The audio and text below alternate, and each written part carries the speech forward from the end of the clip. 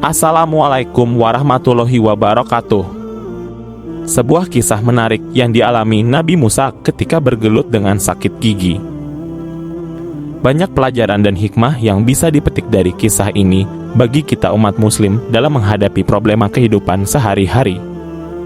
Al-Kisah, suatu ketika Nabi Musa alaihissalam mengalami sakit gigi, ia menyampaikan keluhan dan berdoa kepada Allah agar sakit gigi yang dideranya bisa segera sembuh. Seketika Allah memerintahkan Nabi Musa untuk mengobati sakit giginya itu dengan tanaman obat. Ambillah rumput itu dan letakkan di gigimu, perintah Allah kepada Nabi Musa. Setelah mendapat petunjuk dari Allah, Nabi Musa pun melaksanakan perintahnya. Ia memetik tanaman obat dan meletakkan di giginya yang sedang bermasalah. Seketika sakit giginya langsung sembuh berkat wasilah tanaman obat tersebut. Beberapa waktu kemudian, sakit gigi Nabi Musa kambuh lagi. Jika sebelumnya Nabi Musa mengeluh dan berdoa kepada Allah, kali ini ia langsung memetik tanaman obat dan meletakkan di giginya yang sakit. Nabi Musa melakukan itu tentu karena tahu bahwa sebelumnya tanaman obat ini berkhasiat bisa menyembuhkan sakit gigi. Ternyata upayanya itu tidak berhasil. Bukannya sembuh, sakit gigi Nabi Musa malah bertambah parah. Dalam keadaan ini, Nabi Musa langsung mengadu dan berdoa kepada Allah. Ya Allah, bukankah kemarin Engkau memerintahkan dan menunjukkanku dengan tanaman tersebut untuk mengobati sakit gigiku? Ucap Nabi Musa. Allah kemudian berfirman, Ya Musa, aku adalah zat yang memberi kesembuhan, zat yang memberikan kesehatan, zat yang memberikan bahaya, zat yang memberikan manfaat. Pada sakit pertama kamu datang menghadap kepadaku, maka aku hilangkan penyakitmu.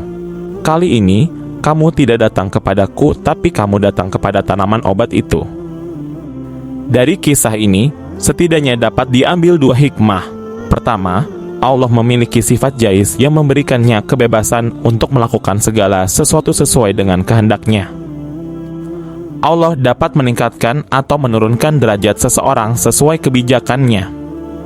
Selain itu, Allah juga memiliki kuasa untuk menimpakan penyakit atau memberikan kesembuhan kepada siapapun sesuai dengan kehendaknya. Kedua, Allah adalah pemilik segala yang ada di langit dan bumi, termasuk kesehatan dan kesembuhan. Oleh karena itu, tindakan yang perlu dilakukan oleh umat Islam ketika sakit adalah memohon kesehatan dan kesembuhan kepada Allah melalui doa.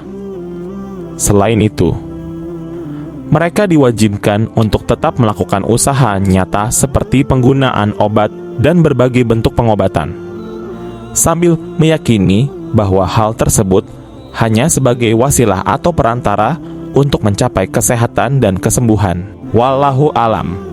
Mujizat Nabi Musa. Mujizat yang dimiliki oleh Nabi Musa tidak terlepas dari bagian kisah Nabi Musa dan Firaun yang sudah kita kenal baik selama ini. Seperti yang diketahui juga bahwa seluruh Nabi Allah diberi mujizat yang luar biasa oleh Allah, termasuk Nabi Musa. Inilah sejumlah mujizat yang diberikan oleh Allah kepada Nabi Musa. Tongkat membelah lautan dan berubah menjadi ular. Mujizat yang paling populer dan dikenal banyak orang dari Nabi Musa adalah tongkat yang mampu membelah lautan dan juga bisa berubah menjadi ular. Atas izin Allah, tongkat tersebut bisa menolong Nabi Musa dari serangan Firaun dan pasukannya. Terbelahnya lautan membuat para mukmin, pengikut Nabi Musa, dan juga Nabi Musa bisa menyelamatkan diri dari Firaun yang mengejar mereka. Air yang kembali menyatu pada akhirnya membuat Firaun dan pasukannya tenggelam. Awalnya tongkat itu hanyalah sebuah tongkat biasa, tapi atas izin Allah bisa berubah menjadi apa saja. Pada lain waktu, tongkatnya bisa berubah menjadi ular sehingga Nabi Musa berhasil mengalahkan para penyihir. Tak ada rasa takut dalam diri Nabi Musa, dan karena imannya yang kokoh pada Allah membuat Allah menolongnya, memberi mujizat dengan memberinya tongkat tersebut. Bahkan setelah para tukang sihir itu dikalahkan oleh Nabi Musa, mereka pun bersujud seraya berkata, kami beriman kepada Tuhan semesta alam, yaitu Tuhannya Musa dan juga Harun. Tangan bersinar. Selain tongkat, Nabi Musa juga memiliki mujizat lainnya yang juga bisa dilihat di kisah Nabi Musa beserta mujizatnya, yaitu mengenai tangannya yang bisa bersinar sangat terang. Setelah ia memasukkannya ke dalam saku, topan. Pada suatu masa di zaman Nabi Musa pernah terjadi musim kemarau atau kekeringan yang sangat panjang. Kekeringan itu berlangsung kurang lebih antara 1 hingga 2 tahun lamanya hingga membuat sungai Nil juga ikut mengalami kekeringan.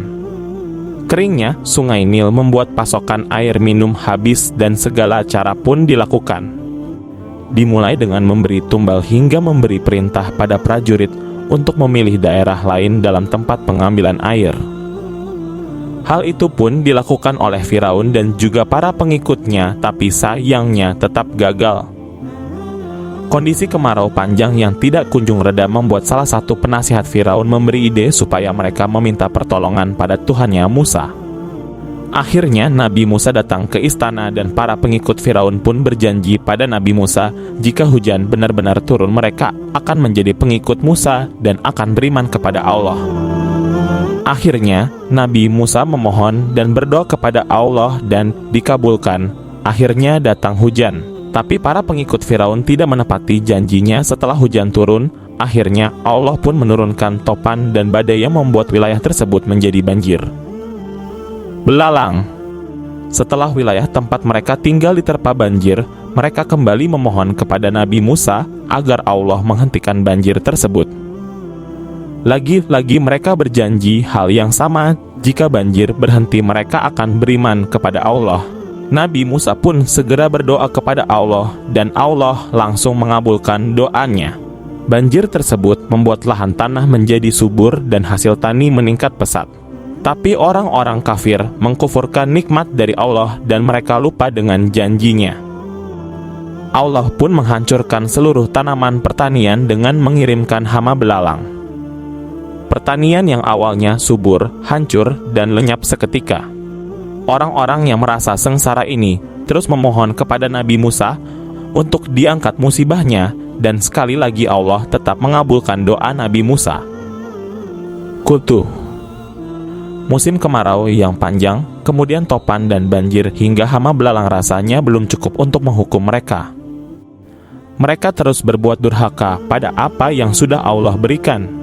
Allah pun menurunkan hama kutu yang memakan semua persediaan makanan di rumah mereka. Untuk kesekian kalinya, Allah masih mengabulkan doanya untuk menghentikan kutu-kutu tersebut setelah mereka memohon kepada Nabi Musa. Katak. Selain itu, Allah pernah memberi hukuman pada orang-orang kafir dengan cara menurunkan ribuan katak ke lahan mereka. Katak pun memenuhi gudang penyimpanan makanan, rumah, hingga teko air tempat minum. Demikianlah sedikit kisah kali ini, semoga bermanfaat. Assalamualaikum warahmatullahi wabarakatuh.